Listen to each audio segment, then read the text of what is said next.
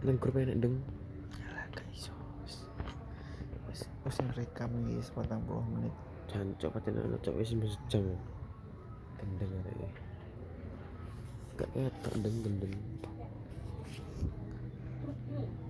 Sebenarnya ada beberapa cara untuk mengetahui atau untuk mengetes dia berpasangan tetap atau enggak. Contohnya dengan menggunakan rumus ini, terus bisa juga teman-teman pakai penyisipan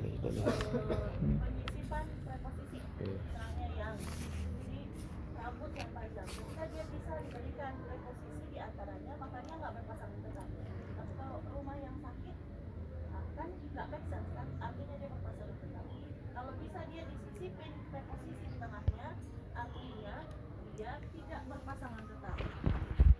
Tapi kalau tidak bisa, artinya dia berpasangan tetap. Preposisi yang sering digunakan itu adalah kata yang. Cara yang kedua dengan menggunakan rumus ini. Cara yang ketiga dengan menggunakan KBBI. Tapi sekali lagi KBBI kan tidak bisa dibuka ketika kalian dibuka. Jadi ada dua cara yang bisa kalian gunakan. Tapi yang pakai preposisi itu kadang-kadang menyesatkan juga, karena ternyata yang berpasangan tetap pun itu kadang-kadang bisa disisipkan preposisi. Coba kita tes ya pada soal ini, semua lihat soal ini. Jawabannya adalah hasil laut, pesisir Demak. Oke, coba kita berikan preposisi ya. Pesisir Demak. Preposisi apa yang bisa diisi dengan ini? Apakah yang, apakah dari, untuk, dengan, dalam, di, pesisir di Demak. Pesisir di Demak. Oke, kita keep dulu. Yang kedua, hasil dari laut. Oke, yang ketiga, C, nelayan. Nelayan untuk, yang, dengan, apa? Nelayan Itu nelayan itu perempuan. Oke. D, pendapatan tambahan. Pendapatan dari tambahan dan tambahan. Oke. Yang E, paparan dari matahari. Oke. Yang make sense diberikan preposisi opsi apa aja? A, baru masuk berarti. B, Baru masuk, Cok. Tinggal satu. Tuh, pendapatan dan tambahan. Bukan dan ya, dan itu bukan preposisi tapi konsumsi. Dari tambahan. Dari tambahan. Oke, ya udahlah. A, B, C, A, B, D. Berarti C sama E kita singkirkan. Kalau paparan dari matahari. Oh iya katanya. Paparan dari sinar matahari. Oke, ditambahin lagi 2 kata malah. Oke. Jadi teorinya kan mengatakan bahwa ketika dia bisa disisipin konjungsi preposisi, artinya dia tidak berpasangan tetap. Oke? Tapi ketika tidak bisa diberikan preposisi di tengahnya, artinya dia berpasangan tetap. Hasil dari laut salahkah? Tidak. Make sense aja kan? Iya. Jadi itu bisa mematahkan teori pemberian preposisi. Sekarang coba buka KBBI. Buka KBBI. Ketika kata pesisir Oke. Kata pesisir, khusus kata pesisir, dia hanya berbentuk majemuk atau berpasangan tetap dengan 4 kata. Pesisir barat, pesisir basah, pesisir kering, pesisir selatan. 4 kata itu aja. Jadi kalau pesisir Demak dia nggak berpasangan tetap tuh. Kalau ada di KBBI tanpa kita perlu mengerti langsungnya, maka itu artinya berpasangan tetap. Kalau soalnya saya ganti pesisir Demak, saya ganti jadi pesisir basah, artinya itu jawabannya berpasangan tetap. Oke, sekarang lanjut ketik hasil.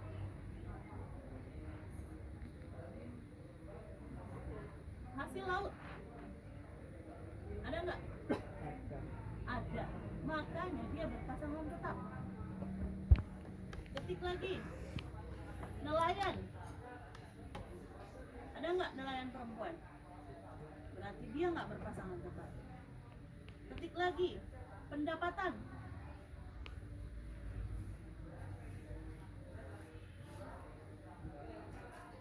Pendapatan ya, bukan pendapat. Ada pendapatan tambahan? Pendapatan. Yang ada sampingan.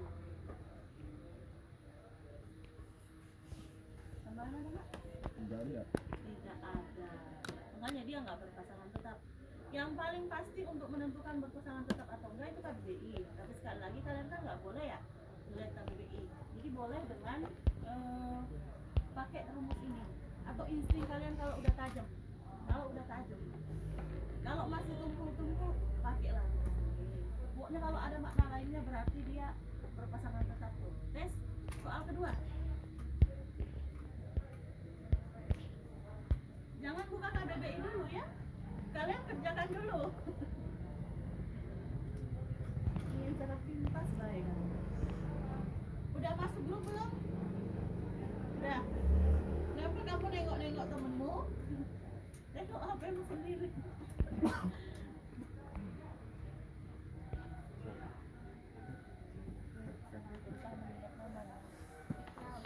Apa ini? Namanya? Lagi.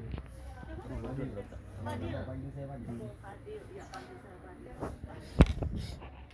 KBBI. Rita. Belakangnya Rita siapa? Al. Al. L dulu mana? Terus Viva. Oh ini Viva, tidak Viva. Itu siapa? Nama siapa deh? Paling belakang. Aku. Vika. Oh Vika. Saya memang oke banget KMBS, tapi saya nggak oke mengingat nama. Jadi itu kelemahan saya. Vika. Nah, gendeng Jadi ketemu. teman. Ya ketemu dia berarti kayak mau tahu kemarin. Wes sampai sak jam. Iya. Kayak mau bareng media lu. Iya. Allah. Belakangnya Allah nih. Bukan kan?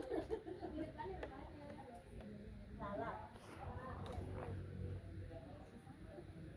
Salah. Naila. Oh, oke.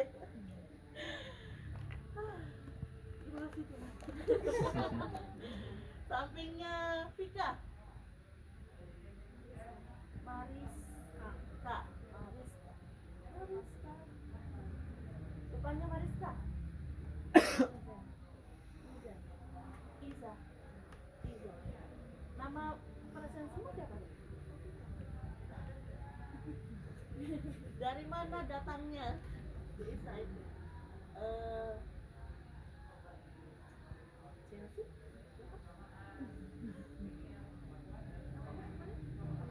Charlie. Afifah ya? Ayo jawabannya mana? E itu seumur hidup. Oke. Penghapusan kusta. Oke, kita lihat ya. Kita tes pakai rumus ini. Penghapusan kusta, apakah dia menghasilkan kata atau makna baru selain ya udah penghapusan kusta aja? Kusta, sorry. Tidak.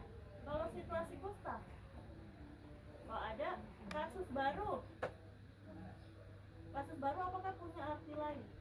Atau ya udah kasus yang baru? Kalau kusta baru, apakah ada arti lain atau ya udah kusta baru aja? Kalau seumur hidup, apakah seumur yang hidup? Atau seumur sama hidup berarti seumur dengan hidup? Artinya berarti seumur yang hidup atau selamanya? Selamanya. Paham? Oke, ada bayangan ya sedikit ya. Gak apa-apa lah dikit-dikit baru pertemuan kedua.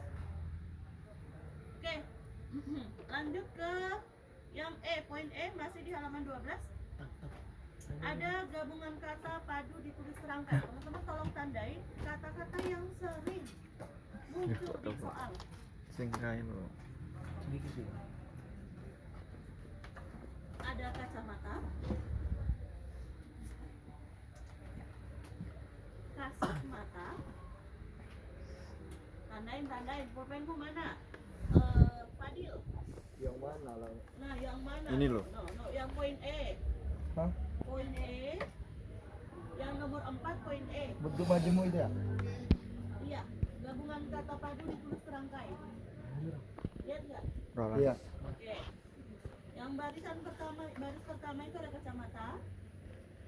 Itu dalam soal sering dibuat kisah dia kacamata. Kemudian ada kasat mata. Gabung semua. Sapu tangan. Sapu tangan juga digabung. Sapu dan tangan. Kemudian baris ketiga ada olahraga. Ini sering saya temukan kata olahraga dipisah dalam soal. Hati-hati ya. Kalau penulisan yang sering kita lihat di sekitarannya itu digabung, mari pisah, ada, digabung, benar tuh digabung. Sukacita sama duka cita itu keduanya digabung sama sukarela. Saya penasaran, apakah semua kata suka itu? Suka duka.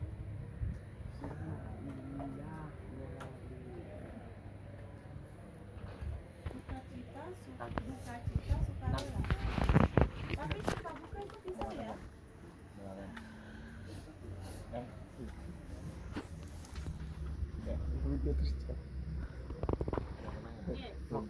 Tambahin. Ya, kamu. Sukacita, Jangan sukarela, dipencet. Lihat aja, lihat suka duka itu bisa. menitnya.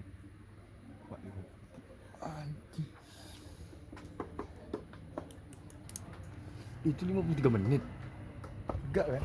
53 menit dong. Jam lebih ya? Belum. Udah kasih keliling. Keliling. Iya keliling.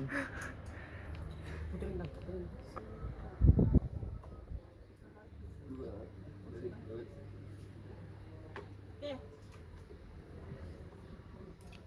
Yang kemarin sudah disampaikan sama Mbak Fani tentang penulisan di kapan digabung kapan dipisah.